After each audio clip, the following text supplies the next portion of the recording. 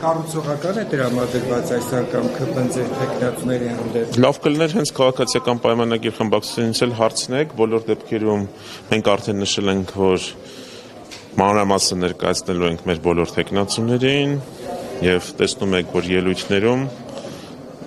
ոչ միայն նաեւ տեխնացուին է ներկայացվում, այլ նաեւ ներկայացվում է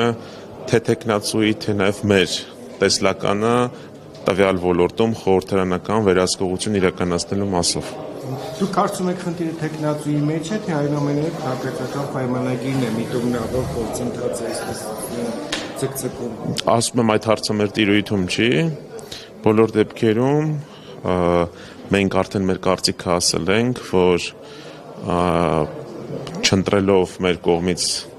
առաջ դրված տեխնացուներին, քաղաքացիական պայմանագիրը որոշակիորեն կարելի ասել խախտեց նաև սահմանադրությամբ ընդդիմությանը վերապահված քվոտաները։ Ձեր համար տարօրինակ էր, որ օրինակ Ռոբերտ Քոչարյանի թիմակցին ընտրեցին, ձեզ ոչ։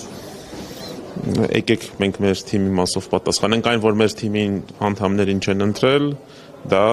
տարօրինակ չէր բնականաբար, սպասելի որոշում էր եւ ինչ վերաբերում է արդեն Տիկին Լիանա Մանուկյանի տեխնացությանը, ապա կտեսնենք ինչպես կգնա ընտրությունը։ Իսկ մյուս երկու տեխնացուները ովքեր են։ Դեռևս վերջնական որոշում չկա, մեզ մոտ կարգն այսպիսին է, ցանկացած ընտրությունից առաջ դրան նախորդող օրը կամ դրան նախորդող